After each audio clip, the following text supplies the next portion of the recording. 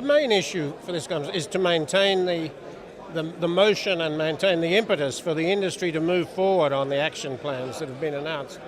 It's absolutely vital that we show that the aviation sector is united in working towards a greener planet and working towards cooperating with the global aviation authorities and regulators towards improving our emissions. The big thing in the airport sector as such has been to move to accreditation under the agreed plan. And a number of our major airports are in the process of doing that. Angela Gittins, our Director General, has announced that we're looking towards getting up to about 100 airports fully accredited over the next few years. The main thing is so that airports recognise that carbon neutrality should be one of the major strategic issues for them to manage over the next few years. And I'm very optimistic that all of the major airports in the world will move towards the maximum extent towards carbon neutrality. Partnerships are part of the whole concept of an integrated approach. The industry in the past has acted, the airports have done their thing, the airlines have done their thing, the regulators have done their thing.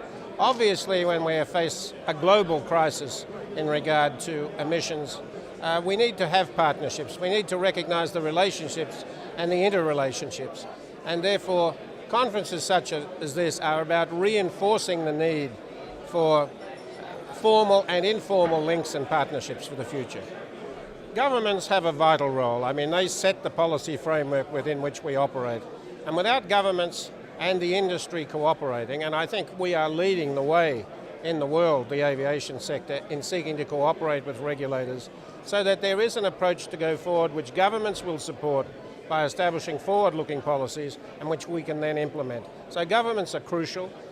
Quite clearly, if each government and each sector or each region implements policies which are not consistent with the broader approach which is being followed, that will provide a very negative message to the rest of the world.